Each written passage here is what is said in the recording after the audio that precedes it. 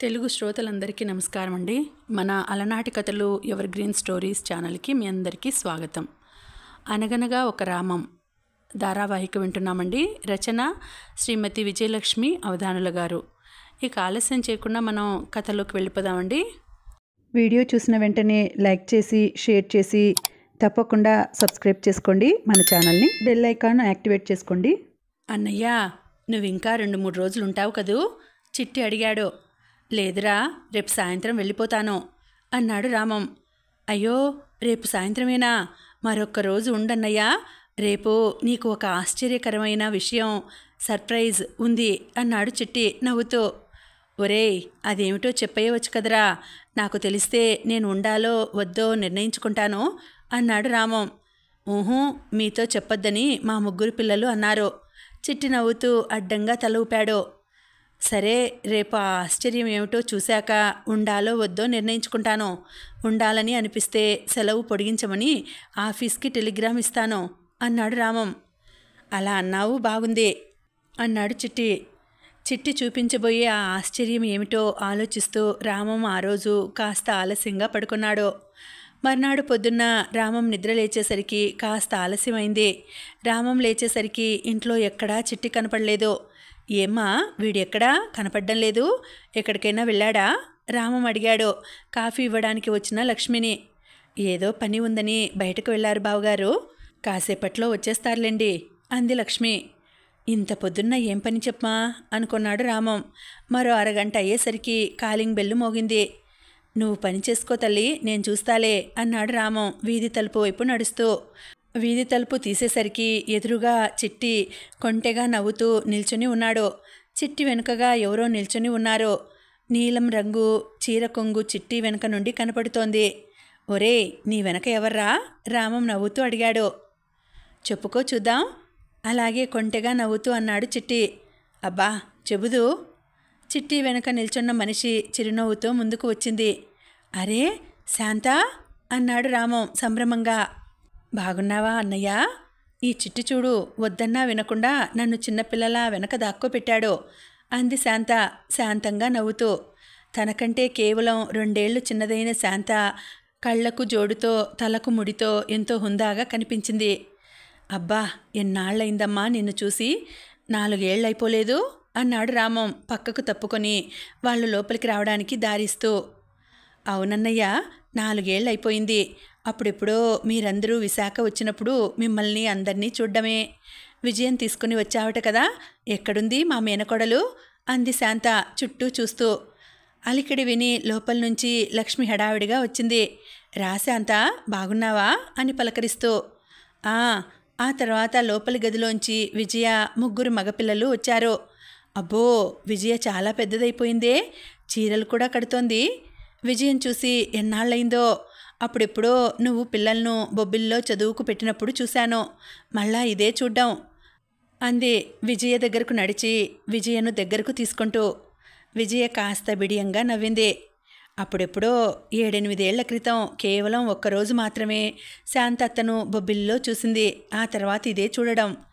కొన్నాళ్ళు విశాఖపట్నంలో ఉద్యోగం చేశాక శాంతకు ఢిల్లీలో మంచి కాలేజీలో ఉద్యోగం వచ్చింది.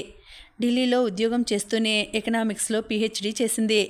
ఢిల్లీలో ఉన్నప్పుడు చిన్నమ్మడు అంటే రామం చెల్లెలు వేణు భార్య వారింట్లో ఉండేది. ఆ తర్వాత వేణు ఆ ఉద్యోగానికి రాజీనామా చేసి బొంబాయి వెళ్ళిపోయాక అప్పుడప్పుడే వచ్చిన వర్కింగ్ విమెన్స్ హాస్టల్లో ఉంటూ ఉద్యోగం కొనసాగించింది. ప్రస్తుతం తాను ఢిల్లీ యూనివర్సిటీలో ప్రొఫెసర్. చిట్టి చాలా రోజులు ఢిల్లీలో ఉద్యోగం చేయడం వలన, శాంత తరచుగా వాళ్ళింటికి వస్తూ ఉండడం వలన చిట్టి పిల్లలు 3కి శాంత దగ్గర చనువు ఎక్కువే. కానీ రామం ఇంటికి వచ్చిన 2-3 సార్లు పిల్లలు హాస్టల్లో ఉన్నారు.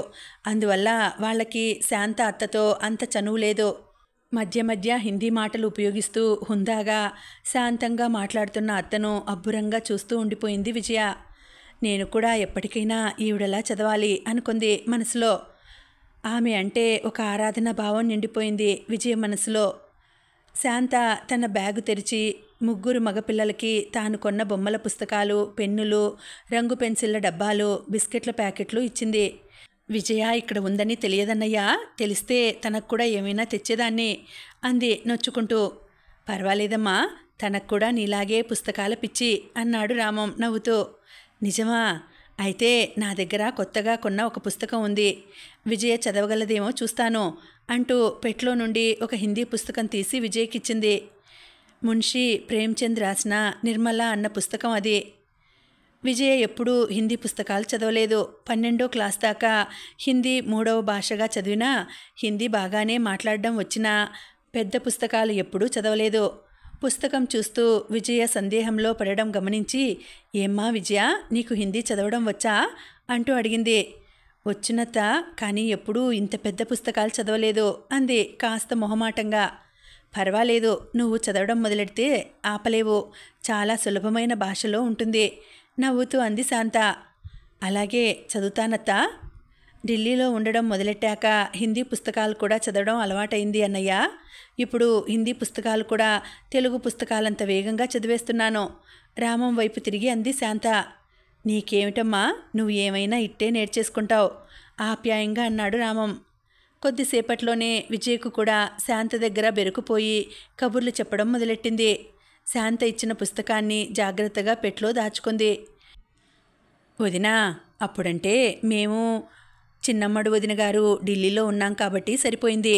ఇప్పుడు మేము ఇక్కడికి వచ్చేసాం, వాళ్ళు బొంబాయి వెళ్ళిపోయారు. నువ్వు ఒక్కదానివి అక్కడెందుకు? హాయిగా ఇక్కడ హైదరాబాదుకో లేకపోతే అక్కడ విశాఖపట్నానికో వచ్చేయకూడదు?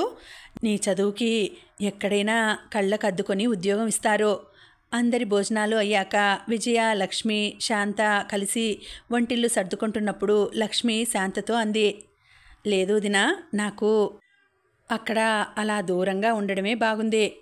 అక్కడ ఎవరు మన స్వవిషయాల గురించి పట్టించుకోరు, పెళ్ళి ఎందుకు చేసుకోలేదని అడగరు. ఉద్యోగం కూడా మంచి సంతృప్తినిస్తోంది. నాకు ఏ అవసరం వచ్చినా నిమిషాల మీద చేసి పెట్టే విద్యార్థులు ఉన్నారు. మిమ్మల్ని అందరినీ చూడాలని ఉన్నప్పుడల్లా వస్తూనే ఉన్నాను కదా, ఇంకా ఇంతకంటే ఎక్కువ అక్కర్లేదు నవ్వుతూ అంది శాంత. ఈ అత్త పేరుకు తగ్గట్టే ఎంత శాంతంగా నవ్వుతుందో అనుకుంది విజయ. రామం తన సెలవు మరొక రోజు పొడిగిస్తూ టెలిగ్రామ్ ఇచ్చి వచ్చాడు. ఆ రోజు రాత్రి రామం, చిట్టి ముందు హాల్లోనూ, పిల్లలు తమ గదిలోనూ, విజయ, లక్ష్మి, శాంత పడక గదిలోనూ పడుకున్నారు. పగలంతా పనులతో అలసిపోయిన లక్ష్మి వెంటనే నిద్రలోకి జారుకుంది. శాంత, విజయ కబుర్లు చెప్పుకుంటూ కూర్చున్నారు. విజయ, నీకు పుస్తకాలు చదవటం కాక ఇంకేమైనా హాబీలు ఉన్నాయా? శాంత అడిగింది. అప్పటిదాకా విజయ హాబీ అన్న మాట వినలేదు. హాబీనా అంటే? తెలుగులో దానిని అభిరుచి అంటారు. పుస్తకాలు చదవడమేనా, ఇంకేమైనా చేస్తూ ఉంటావా? పుస్తకాలలో చదివి బొమ్మలు చేస్తూ ఉంటాను. బొబ్బిలిలో 1 సంవత్సరం ఉన్నప్పుడు పెద్దత్త దగ్గర కాగితం గుజ్జుతో బొమ్మలు చేయడం నేర్చుకున్నాను. అప్పుడప్పుడు అవి కూడా చేస్తూ ఉంటాను. గుడ్. మరి పుస్తకాలు చదువుతావు కదా, ఎప్పుడైనా కథలు రాద్దామని ప్రయత్నించావా? నా దగ్గర ఒక నోట్ పుస్తకం ఉంది అత్త, అందులో అప్పుడప్పుడు ఏవో చిన్న చిన్న కథలు రాస్తూ ఉంటాను. మరి కథలు ఏవైనా పత్రికలకు పంపించావా? అంటే మనలాంటి వాళ్ళు కూడా పత్రికలకు కథలు పంపవచ్చా? ఆశ్చర్యంగా అడిగింది విజయ. పిచ్చిపిల్ల, పత్రికల్లో కథలు రాస్తున్న వాళ్ళందరూ పుట్టుకతోనే కథలు రాయడం మొదలెట్టలేదు. వాళ్ళు కూడా రచయితలు కాకముందు ఎప్పుడో మొదటి కథ పంపిన వాళ్లే అంది శాంత. కానీ కథ బాగా లేకపోతే ఎలాగత్తా? బాగా లేకపోతే వాళ్ళేమీ దెబ్బలాడరు. మనం పంపిన కథను తిరిగి వెనక్కు పోస్ట్లో పంపేస్తారు అంతే. నిజమా? నేనింకా ముప్పాళ్ళ రంగనాయకమ్మ గారి అంత బాగా రాస్తే తప్ప పత్రికలకు పంపకూడదేమో అనుకున్నాను అంది విజయ సంభ్రమంగా. రాస్తూ ఉంటే నువ్వు అలా రాయగలవేమో, ఎవరు చూడొచ్చారో నవ్వుతూ విజయ తల నిమురుతూ అంది శాంత. ఆ రోజు రాత్రంతా తాను ప్రభకు కథ పంపించినట్లు, అచ్చులో తన పేరు కనపడినట్లు కలలు కంటూ నిద్రపోయింది విజయ. మర్నాడు సాయంత్రం రామం మందమర్రికి, శాంత ఢిల్లీకి ప్రయాణం అయ్యారు. విజయ క్లాసులు కూడా మొదలయ్యాయి. పిల్లా, విజయ పెళ్ళి అయ్యేలోపు మనం విశాఖపట్నంలో ఇల్లు కట్టుకుంటే ఎలా ఉంటుందంటావు? నేను 1985లో రిటైర్ అవుతాను కదా. నేను రిటైర్ అయ్యేసరికల్లా చక్కా ఇల్లు తయారుగా ఉంటే వెంటనే అందులో ఉండడం మొదలెట్టవచ్చు అన్నాడు రామం హైదరాబాద్ నుండి వచ్చాక అమ్మలతో. అదేమిటండి, ఉన్న డబ్బు అంతా ఇంటి మీద పెట్టేస్తే ఎలాగండి? ఒకవేళ పిల్ల పెళ్ళికి డబ్బు తక్కువైతే ఇబ్బంది అయిపోదు? మీరు రిటైర్ అవ్వడానికి 15 ఏళ్ళకి పైన సమయం ఉంది. ఇప్పటి నుండి తొందరెందుకు? అమ్మలు ఆందోళనగా అంది. అది కాదు పిల్ల, ఇల్లు కట్టి అది అద్దెకు ఇస్తే ప్రతి నెల కొంత డబ్బు వస్తుంది. మనం బ్యాంకులో వేసుకున్న డబ్బు మీద వచ్చే డబ్బుకి సమానంగా అద్దె వస్తుంది. విజయ పెళ్ళికి వేరేగా డబ్బు దాచుతున్నాను కదా, ఆ డబ్బు అసలు ముట్టుకోను. ఒకవేళ ఇంటికి డబ్బు అవసరమైతే మా ఆఫీసు వాళ్ళు ఇల్లు కట్టడానికి లోన్ ఇస్తారు, అది తీసుకోవచ్చు. ఇప్పుడే ఇల్లు కట్టేస్తే మరో 5 ఏళ్లకల్లా ఇల్లు కట్టడం, పెళ్లి చేయడం అన్న 2 బాధ్యతలు కూడా తీరిపోతాయి. అప్పుడు నేను నువ్వు కూడా పూర్తిగా మన వ్యాపకాల్లో మునిగిపోవచ్చు. భగవద్గీత తెలుగులో రాయడం, శంకరాచార్యుల వారి కొన్ని గ్రంథాలను తెలుగులోకి అనువాదం చేయడం ప్రస్తుతం నా మనసులో ఉన్న ఆలోచనలు. పెళ్ళి, ఇల్లు అన్న నా 2 బాధ్యతలు తీర్చేసుకుంటే నేను హాయిగా నా ఆధ్యాత్మిక ప్రపంచంలోకి వెళ్ళిపోవచ్చు. అమ్మలకి కూడా రామం ఆలోచన నచ్చింది. సరే అయితే అలాగే చేద్దాం అంది సంతోషంగా. ఇల్లు ఒక వాటా కట్టాలా, 2 వాటాలు కట్టాలా అన్న విషయం మీద అమ్మలు రామం చాలాసేపు చర్చించుకున్నారు. 2 వాటాలైతే రిటైర్ అయ్యాక పెద్దవాళ్ళం అవుతాం కాబట్టి అద్దెకు ఇచ్చిన వాళ్ళు తోడుగా ఉంటారు. 2 వాటాల ఇల్లు కట్టుకుందాం. ఒకవేళ మన పిల్లల్లో ఎవరైనా విశాఖపట్నంలోనే ఉద్యోగం చేసుకుంటూ ఉంటే పెద్ద ఇల్లు అయితే అందరికీ అనువుగా ఉంటుంది అంది అమ్మలు. రామానికి కూడా అది సబబుగానే తోచింది. అయితే ఈసారి పిల్లలకు దసరా సెలవులు ఇచ్చినప్పుడు అందరం విశాఖపట్నం వెళ్దాం. అక్కడ ముందు జాగా కొని ఉంచుకుంటే మరో ఏడాది తర్వాత ఇల్లు కట్టడం మొదలెట్టవచ్చు అన్నాడు రామం. ఈసారి అమ్మలు వాళ్ళు కాజీపేట వెళ్ళిపోగానే రామానికి మరొక కొత్త వ్యాపకం మొదలైంది. అదే ఇంటి ప్లాన్లు గీయడం. అప్పట్లో కట్టే ఇళ్ళన్నీ ఒక గది వెనుక ఒక గదితో ఒక రైలు పెట్టల్లా ఉండేవి. 3-4 గదులు దాటాక ఆకర్ణ వంటిల్లు, ఇంటి వెనుక ఆవరణలో స్నానాల గది, లెట్రిను. ఇది దాదాపు ప్రతి ఇంటి ప్లాను. కానీ రామం వీటికి భిన్నంగా తన కంపెనీ క్వార్టర్ పద్ధతిలోనే ఇల్లు కట్టుకుందామని నిశ్చయించుకున్నాడు. సెలవు రోజు వచ్చిందంటే పొద్దున్న నుండి సాయంత్రం దాకా ప్లాన్లు గీయడంతోనే రోజల్లా గడిచిపోతోంది రామానికి. కొన్నిసార్లు సురేష్ని పిలిచి అతనితో చర్చిస్తున్నాడు. ఎన్ని గీసినా ప్రతి దాంట్లోనూ ఏదో ఒక లోపం కనిపిస్తోంది రామానికి. అమ్మలు పిల్లలను చూడ్డానికి కాజీపేట వెళ్ళినప్పుడల్లా తాను గీసిన ప్లాన్లను అమ్మలకి కూడా చూపెట్టి సలహా అడుగుతున్నాడు. అమ్మలు కూడా తనకు తోచిన సలహా ఇస్తోంది. దసరా సెలవులకి అందరూ విశాఖపట్నం వెళ్లారు. అక్కడ అమ్మలు చిన్నాన్న కొడుకు రమాపతి వాళ్ళ ఇంట్లో దిగారు. రామం పిల్లలు, రమాపతి పిల్లలు రోజు బీచ్కి, కనకమహాలక్ష్మి కోవెలకి, సినిమాలకి వెళ్తూ ఉంటే రామం, రమాపతి కలిసి ఇళ్ల స్థలాలు చూడడానికి వెళ్తూ ఉండేవారు. అమ్మల్ని కూడా రమ్మంటే, నేను మా వదినతో కబుర్లు చెప్పుకుంటాను, మీరు చూసిరండి, మీరు సరైన నిర్ణయం తీసుకుంటారని నాకు నమ్మకం ఉందిలేండి అనేసింది అమ్మలో. రమాపతి తన ఇంటికి దగ్గరలో అమ్మకానికి ఉన్న కొన్ని స్థలాలు చూపెట్టడం మొదలెట్టాడు. స్థలం ఖరీదు తన బడ్జెట్కి సరిపోయినా తాను అనుకున్నంత పెద్ద ఇల్లు అందులో రాదు. బావా, ద్వారకానగర్ దగ్గర ఇళ్ల స్థలాలు చౌకగా వస్తున్నాయని విన్నాను, అక్కడ చూద్దాం అన్నాడు రామం. ఊరి బయట ఎక్కడో ఉన్న ఆ స్థలం ఎందుకు బావా? అక్కడికి సరైన బస్సులు కూడా లేవు. ఆసుపత్రికి వెళ్ళాలన్నా, బజారుకు వెళ్ళాలన్నా ఇంత దూరం మళ్ళా టౌన్కు రావాల్సిందే. చిన్న ఇల్లు అయితేనే ఇక్కడే కట్టుకోవడం మేలు అన్నాడు రమాపతి. లేదు బావా, అక్కడ మెయిన్ బస్ స్టేషన్ వస్తుందని వార్తల్లో చదివాను. అది వస్తే అక్కడ బాగా అభివృద్ధి చెందుతుంది. అప్పుడు విశాఖపట్నం అంతకు అదే సెంటర్ అవుతుంది. ఇదంతా 10 ఏళ్లలో జరిగిపోవచ్చు. నేను రిటైర్ అయ్యి వచ్చేసరికి అటువైపు టౌన్ బాగా పెరిగిపోతుంది అన్నాడు రామం. ఏమిటో బావా, నువ్వు అలా అంటున్నావు, కానీ నాకు నమ్మకం లేదు. సరే, నీ మాట ఎందుకు కాదనాలి, అలాగే చూద్దాం అన్నాడు రమాపతి కాస్త అయిష్టంగా. మర్నాడు ఇద్దరూ ద్వారకానగర్ వెళ్ళి చూశారు. రామానికి కావలసిన కొలతల్లో బడ్జెట్ లోపున వచ్చే ఒక స్థలం దొరికింది. వెంటనే వెళ్ళి స్థలం యజమానితో మాట్లాడారు. కొన్నాళ్లలో మళ్ళా పూర్తి డబ్బుతో వస్తానని, అప్పుడే స్థలం రిజిస్ట్రేషన్ చేయించుకోవచ్చని రామం కొంత అడ్వాన్స్ ఇచ్చి వచ్చేశాడు. మొత్తం మీద రామం వేస్తున్న ఇంటి ప్లాన్ పూర్తయింది. ఒకదాని వెనుక ఒకటి 2 వాటాలు. 2 వాటాల్లోనూ పడక గదులకు అటాచ్డ్ బాత్రూంలు. ఒకవేళ ఒకే కుటుంబం ఉండదలుచుకుంటే అందుకు వీలుగా ఇంటి లోపల ద్వారాలు. 3 వాటాలు కావాలంటే 3 వాటాలుగా చేసుకొందుకు వీలుగా 2 గదులకి పక్క నుండి ద్వారాలు. ఇంట్లోనే కాక ఇంటి బయట కూడా ఒక స్నానాల గది, ఒక లెట్రిన్. మేడమెట్ల కింద జాగా వృధా అవ్వకుండా అక్కడ నీళ్ల ట్యాంకు నుండి డాబా మీద ఉన్న ఓవర్ హెడ్ ట్యాంకులోకి నీళ్లు వెళ్ళడానికి వీలుగా పంపు. మేడ మీదకి సగం మెట్లు ఎక్కాక గ్యారేజీ మీద కట్టిన ఒక పెద్ద గది చుట్టూ కారిడార్. 2 వాటాలకి మధ్య గాలి వెలుతురు రావడానికి వీలుగా ఒక వాకిలి. అన్ని హంగులతో ఇంటి ప్లాను తయారైంది. 3-4 నెలల పాటు ఆలోచించి రోజు ఆడే చదరంగాన్ని కూడా మానేసి అతి దీక్షగా వేసిన ప్లాన్ అది. స్థలం రిజిస్ట్రేషన్ అయిన 4 నెలల తర్వాత తన నిలువలో ఉన్న సెలవులన్నీ ఉపయోగించుకొని విశాఖపట్నం వచ్చి ఇల్లు కట్టడం మొదలెట్టాడు రామం. ఇంకా ఇల్లు కట్టడం మొదలెట్టక ముందే పెరటివైపు కొబ్బరి మొక్కలు నాటించాడు. సిమెంట్, కలప, ఇనుము, ఇసుక అన్నీ రామమే స్వయంగా బజారుకు వెళ్ళి ఆర్డర్ ఇచ్చి కొన్నాడు. ఆ పనులు ఏ కాంట్రాక్టర్కి అప్పచెప్పకపోవడం వలన చాలా డబ్బు మిగిలింది. అలాగే mason, carpenter, rod Bender, painter ప్రతి వాళ్ళను స్వయంగా మాట్లాడుకున్నాడు. ఏ పనులు ఒకేసారి మొదలెట్టవచ్చో, ఏ పనుల తర్వాత ఏ పనులు చేయాలో అన్నీ ఎప్పటికప్పుడు ప్రణాళికలు వేసుకుంటూ అవన్నీ ఎప్పటికప్పుడు కాగితం మీద రాసుకుంటూ ఉండేవాడు.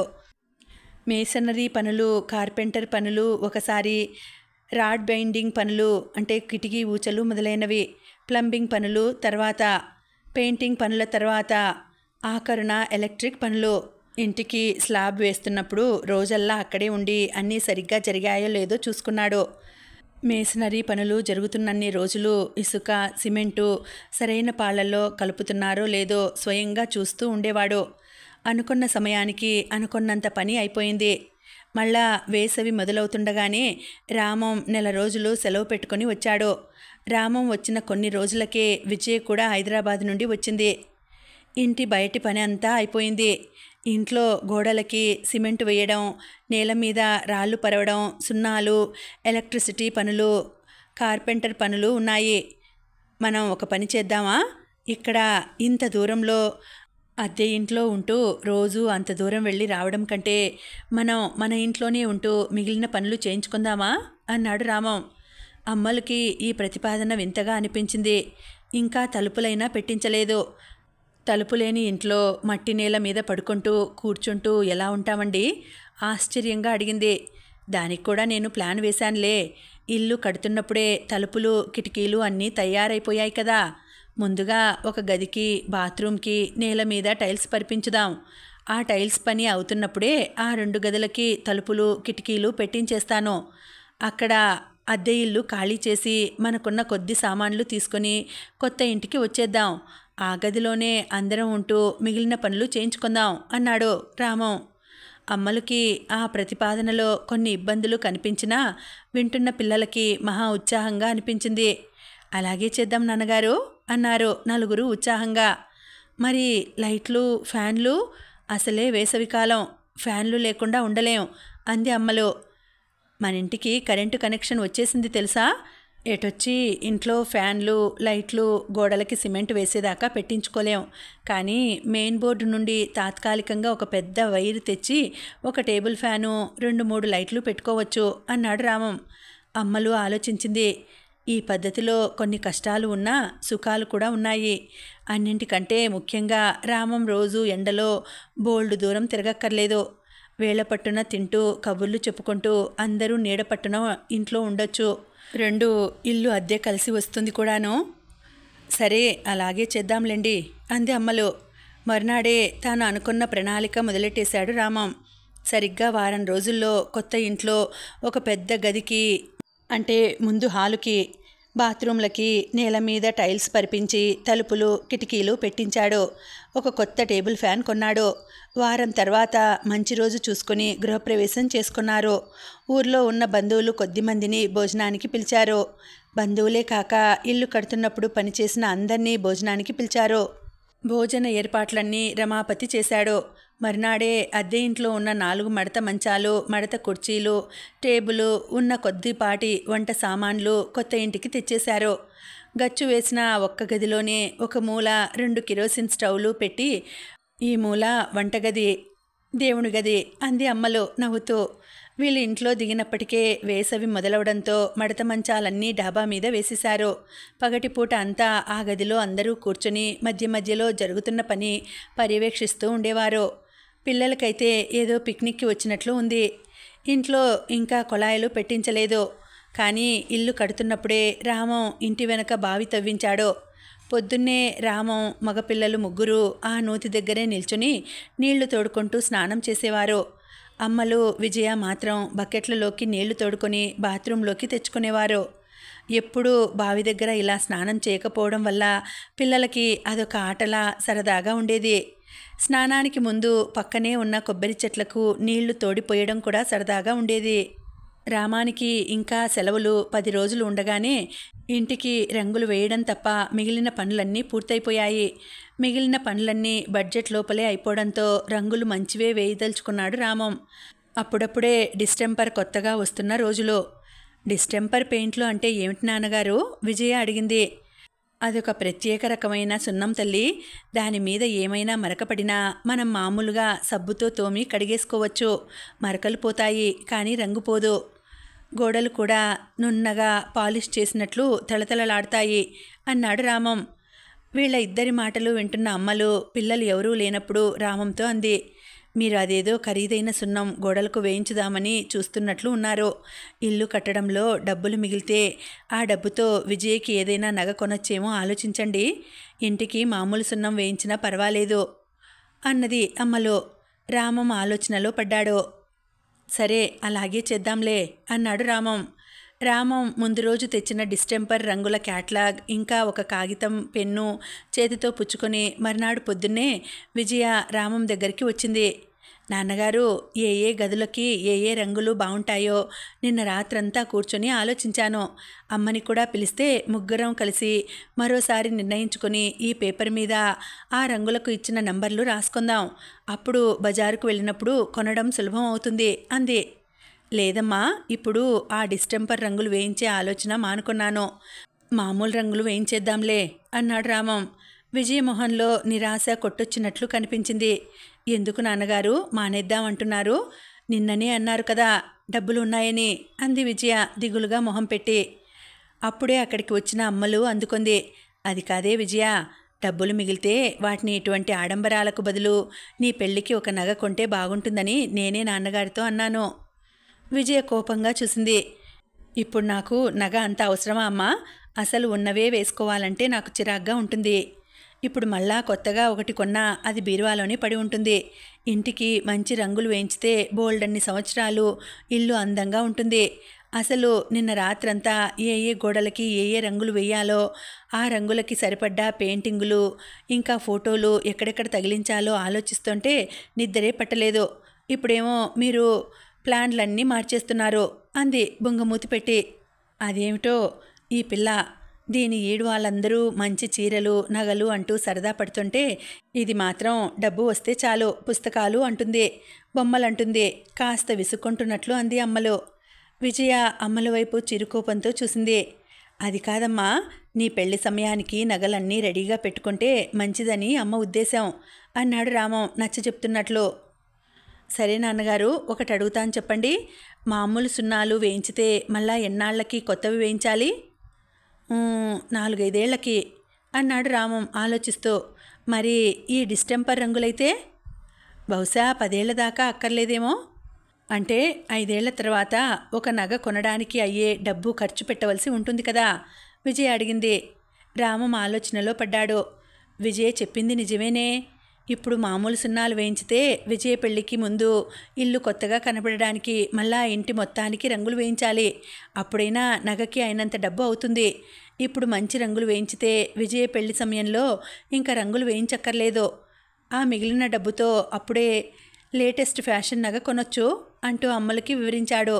మొత్తం మీద రామం తిరిగి వెళ్లే లోపల ఇల్లు మొత్తం రంగులతో సహా పూర్తయిపోయింది. మగపిల్లల చదువులు మరో 4-5 ఏళ్ళు ఉన్నాయి. అంతదాకా అమ్మలు పిల్లలు ఒక వాటాలో ఉండేటట్లు, ఒక వాటా అద్దెకి ఇచ్చేటట్లు అమ్మలు రామం నిర్ణయించుకున్నారు. మగపిల్లల చదువులు కూడా అయిపోయాక మొత్తం ఇల్లు అద్దెకి ఇచ్చేసి రామం రిటైర్ అయ్యాక ముందు వాటా ఖాళీ చేయించి అందులో రామం అమ్మలు ఉండేటట్లు నిర్ణయించుకున్నారు. వెనక వాటా అద్దెకు ఇచ్చేసి ముందు వాటాలో అమ్మలు పిల్లలు ఉందామని నిర్ణయించుకున్నారు. కానీ ముందు వాటా చూసిన తర్వాత ఎవరూ వెనక వాటాలో ఉండడానికి సిద్ధపడలేదు. సరే 4-5 ఏళ్ల గురించే కదా, అప్పటిదాకా వెనుక వాటాలోనే ఉండి ముందు వాటా అద్దెకు ఇద్దామని రామం రిటైర్ అయ్యాక ముందు వాటా వాళ్లను ఖాళీ చేయించి అందులో అప్పుడే దిగుదామని అమ్మలు రామం నిర్ణయించుకున్నారు. ముందు వాటా ఒక తమిళ కుటుంబానికి అద్దెకు ఇచ్చి వెనుక వాటాకు మారిపోయారు. మళ్ళా దసరా సెలవులకి అమ్మలు పిల్లలు విశాఖపట్నం నుండి, విజయ హైదరాబాద్ నుండి మందమర్రి చేరుకున్నారు. ఈసారి రామం మొహంలో ఏదో తేడా కనిపించింది అందరికీ. నాన్నగారు, మీ కుడికన్ను ఏమిటి అలా ముడుచుకుపోయినట్లు అయిపోయింది? విజయ ఆత్రంగా అడిగింది. అమ్మలు కూడా రామం వైపు ఆందోళనగా చూసింది. ఒక్కొక్కసారి దేవుడికి కొన్ని తమాషాలు చేయాలని బుద్ధి పుడుతూ ఉంటుంది అన్నాడు రామం నవ్వుతూ. అబ్బా, ఏమైందో చెబుదురు అంది అమ్మలు చిరుకోపంతో. కంట్లో అల్సర్ వచ్చింది. అంటే చిన్న చిన్న ఎర్రని పొక్కుల లాంటివి అన్నమాట. మామూలుగా డయాబెటీస్ లేని వాళ్ళకి కళ్ళ ఆయింట్మెంట్లతో కొన్నాళ్ళలో ఈ అల్సర్ తగ్గిపోతుంది. కానీ నాకు ఆ డయాబెటీస్ ఉంది కదా, అందువల్ల తగ్గటం లేదు. బహుశా డయాబెటీస్ వాళ్ళకి ఇదొస్తే ఎలా ఉంటుందో చూద్దామని దేవుడికి బుద్ధి పుట్టినట్లు ఉంది అన్నాడు రామం పెద్దగా నవ్వుతూ. అమ్మలు భయంగా చూసింది. కంటికి మరేమీ ప్రమాదం లేదు కదా? అది ఇప్పటి నుండి తెలియదు. ఒక కన్ను పోతేనే మరో కన్ను ఉంటుందిగా. దేవుడు ఎంత మంచివాడో చూసావుగా, రెండో కంటికి ఈ బాధ లేకుండా చేశాడు.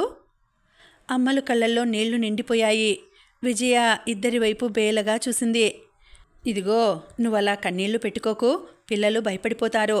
నాకిప్పుడు ఏమీ అవలేదు. ఒక కన్ను కాస్త మంట పెడుతూ ఉంటుంది, కాస్త మసగ్గా కనపడుతుంది అంతే. బహుశా బాగైనా అయిపోవచ్చు. అవకపోయినా మరొక కన్ను ఉంది కాబట్టి పర్వాలేదు. మీరసలు ఏ కళ్ళ డాక్టర్ దగ్గరకు వెళ్ళారు? ఇక్కడ మందమరిలో మంచి కళ్ళ డాక్టర్లు లేరు కదా. మంచిర్యాలలో ఒక కళ్ళ డాక్టర్ ఉన్నాడు, అతనికే చూపెట్టుకుంటున్నాను. ఒకవేళ 2-3 నెలల్లో తగ్గకపోతే మరొక మంచి డాక్టర్ను చూసుకోవాలి. రామానికి కంటికి అలా అయ్యేసరికి కొన్నాళ్ల పాటు అమ్మలు మనసంతా బెంగతో నిండిపోయింది. దేవుడి దగ్గరికి వెళ్ళి దండం పెట్టుకుంది. దేవుడా, ఆయనకి కంట్లో చికాకు తగ్గిపోయి మామూలు మనిషి అయితే నీ కొండకు వచ్చి కళ్యాణం చేయించుతాం అని. 4-5 రోజులయ్యాక అమ్మలు కాస్త తేరుకుంది. నేనిక్కడ ఉండేదే 15 రోజులు. ఈ కాసిన్ని రోజులు దిగులు మొహం వేసుకు కూర్చుంటే ఆయనకు మాత్రం ఏం బాగుంటుంది అని తనను తాను సమాధానపరుచుకొని మామూలుగా తిరగడం మొదలెట్టింది. రామం రోజుకు 2 సార్లు కంటికి ఆయింట్మెంట్ పెట్టుకోవాలి, 2 సార్లు కళ్ళల్లో డ్రాప్స్ వేసుకోవాలి. ఆయింట్మెంట్ రామం తనంత తానే పెట్టేసుకోగలడు, కానీ డ్రాప్స్ వేయడానికి ఇంకొకరు ఉండాలి. ఎవరికి వారు వేసుకుంటే డ్రాప్స్ కంటి పక్కన పడిపోయి వృధా అయిపోతాయి. అమ్మలు లేనప్పుడు కంట్లో డ్రాప్స్ వేసే పని మల్లికార్జున్ చూసుకునేవాడు. అమ్మలు వచ్చాక కూడా రోజు డ్రాప్స్ వేసే సమయానికి మల్లికార్జున్ వస్తున్నాడు. నువ్వెందుకు బాబు, నేనున్నానుగా అని అమ్మలంటే, లేదు మేడం గారు, ఒకవేళ మీరేదైనా పనిలో పడి మర్చిపోతే నేనుంటాను కదా. ఒకరికంటే ఇద్దరు ఒక విషయాన్ని గుర్తుపెట్టుకుంటే మర్చిపోయే అవకాశం లేదు కదా అన్నాడు నవ్వుతూ. పిల్లాడు బుద్ధిమంతుడే అనుకుంది అమ్మలు తృప్తిగా. ఒకరోజు మల్లికార్జున్ తల్లి మల్లమ్మ వచ్చి అమ్మల దగ్గర నిల్చుంది. ఏదో చెప్పబోతూ మళ్ళా సందిగ్ధంగా ఆగిపోయింది. ఏమిటి మల్లమ్మ, ఏదో చెప్దామని వచ్చావు, ఏమైనా కావాలా అడిగింది అమ్మలు. దొరసాని, నేనొకటి చెప్తా, మీరు ఏమనుకోకండ్రి అంది కాస్త నసుగుతూ. ఏమీ అనుకోనులే, చెప్పు. దసరా దినం మా ఇంట్లో గారెలు చేద్దాం అనుకుంటున్నా. అవునా? మినపప్పు కావాలా, నూనె కావాలా? అవన్నీ ఉన్నాయి దొరసాని, ఏదో మీ ఇద్దరి దయ వల్ల వాటికి ఇప్పుడు లోటు లేదు. మరేమిటి నీ సందేహం? మేము చేసుకున్న గారెలు మీకు కూడా ఇద్దామని మా మల్లిగాడు అంటున్నాడు. మరి మేము చేసినవి మీరు తింటారో తినరో అని అంటూ ఆపేసింది మల్లమ్మ. ఓ, అదా నీ సందేహం? మరేం పర్వాలేదు, మేము తింటాంలే నవ్వుతూ అంది అమ్మలు. మల్లమ్మ సంతోషంగా చూసింది. సరే దొర్సాని, పండుగ దినం మీకు తెచ్చిస్తా. మీరు తినకుండా మాకు తినబుద్ధి కాదు అంది నవ్వుతూ. దసరా పండుగ నాడు మధ్యాహ్నం 12 గంటలకు ఒక పెద్ద కంచు పళ్ళెం మీద శుభ్రమైన తెల్లని బట్ట కప్పి తెచ్చింది మల్లమ్మ. అమ్మలు మల్లమ్మ అందించిన పళ్ళెం అందుకొని దాని మీద కప్పిన బట్ట తీసి చూసింది. ఎర్రగా వేడిగా కరకరలాడుతున్న గారెలు 1 డజను, ఒక గాజు గిన్నెలో కొబ్బరి పచ్చడి, మరో గాజు గిన్నెలో అల్లం పచ్చడి, పక్కన 5-6 అరిసెలు చక్కగా అమర్చి ఉన్నాయి. ఇంత ఆర్భాటంగా ఇచ్చావేమిటి మల్లమ్మ? గారెలు ఇస్తానంటే 5-6 గారెలు రుచికి ఇస్తావు అనుకున్నాను అంది అమ్మలు ఆశ్చర్యంగా. మీకు కాకపోతే ఇంకెవరికిస్తాను దొర్సాని అంది మల్లమ్మ సిగ్గుగా నవ్వుతూ. సరే, మా ఇంట్లో చేసుకున్నవి కూడా ఇస్తానుండు అంటూ అమ్మలు అదే కంచంలో తాను చేసిన పులిహోర, బూరెలు ఇచ్చింది. అవి తీసుకొని మల్లమ్మ సంతోషంగా వెళ్ళిపోయింది. ఇప్పుడు అమ్మలకి సాకరిన్ పౌడర్తో రకరకాల తీపి వంటకాలు చేయడం అలవాటైంది. ఆ రోజు అమ్మలు రామం గురించి సాకరిన్ పౌడర్ వేసిన బూరెలు చేసింది. అమ్మలు వాళ్ళు వెళ్ళిపోయారు. ఎన్ని మందులు వాడినా రామం కంట్లో ఎర్రని దద్దుర్లు తగ్గడం లేదు. ఒకరోజు రామం ఆఫీస్లో పనిచేసే అడ్మినిస్ట్రేటివ్ ఆఫీసర్ రామం దగ్గరికి వచ్చాడు. సార్, మీరు ఎన్ని మందులు వాడినా మీ కంటి సమస్య తగ్గడం లేదు అన్నారు కదా. తెనాలిలో డాక్టర్ వెంపటి సూర్యనారాయణ గారని ఒక గొప్ప కంటి డాక్టర్ ఉన్నారు. ఈ మధ్యనే ఆయన మా చుట్టాలలో ఒకరికి కంటి ఆపరేషన్ చేసి జబ్బు నయం చేశారు. ఆయన ఎటువంటి కంటి జబ్బులనైనా సులభంగా తగ్గిస్తాడు. ఆయన పేదలకు ఉచితంగా వైద్యం చేస్తాడు. కానీ డబ్బు ఉన్నవాళ్ళు ఇస్తే వద్దనడు. మీరు ఒకసారి ఆయన దగ్గరికి వెళ్ళి ఒకసారి చూపించుకుంటే మంచిదేమో. బహుశా అక్కడ మీరు కొన్నాళ్ళు ఉండవలసి రావచ్చు అన్నాడు అడ్మినిస్ట్రేటివ్ ఆఫీసర్. అలాగా, అయితే నేను మొదట ఒక వారం రోజులు సెలవు పెట్టుకొని వెళ్తాను. అక్కడికి వెళ్ళాక అవసరమైతే టెలిగ్రామ్ ఇచ్చి సెలవు పొడిగించుకుంటాను అన్నాడు రామం. రామం అతని దగ్గర ఆ డాక్టర్ వివరాలు, ఆయన అడ్రస్ అన్నీ తీసుకున్నాడు. ఆఫీస్లో సెలవుకి దరఖాస్తు చేసి అమ్మలకి ఇలా తాను తెనాలి వెళ్తున్నట్లు ఉత్తరం రాశాడు.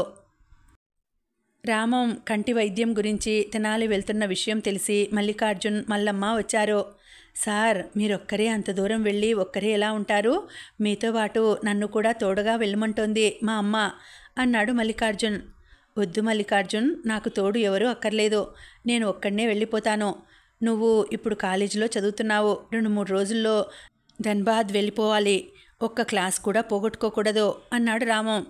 మల్లికార్జున్ పీయూసీ డిస్టింక్షన్లో పాస్ అయ్యి ధన్బాద్ స్కూల్ ఆఫ్ మైనింగ్లో ఇంజనీరింగ్లో సీటు తెచ్చుకున్నాడు. అంటే పోనీ పుస్తకాలు అక్కడికే తెచ్చుకొని చదువుకుంటాను సార్. ఏదైనా సందేహాలుంటే మిమ్మల్ని అడుగుతాను కాస్త నసుగుతూ అన్నాడు మల్లికార్జున్. లేదు మల్లికార్జున్, నేను తెనాలిలో ఉన్నన్ని రోజులు భగవద్గీత తెలుగులో రాసే పని పెట్టుకున్నాను. నాకు సమయం దొరికినప్పుడల్లా బహుశా ఆ పనే చేసుకుంటూ ఉంటాను. అందువల్ల నువ్వు బుద్ధిగా కాలేజీకి వెళ్ళిపో. మల్లికార్జున్ భుజం తడుతూ నవ్వుతూ అన్నాడు రామం. మల్లికార్జున్ అయిష్టంగానే ఒప్పుకున్నాడు. ఇంకా ఉందండి, కథ కొనసాగుతుంది. మళ్ళీ వచ్చే వీడియోలో తర్వాతి భాగం తెలుసుకుందామండి. అంతవరకు సెలవు. నమస్తే.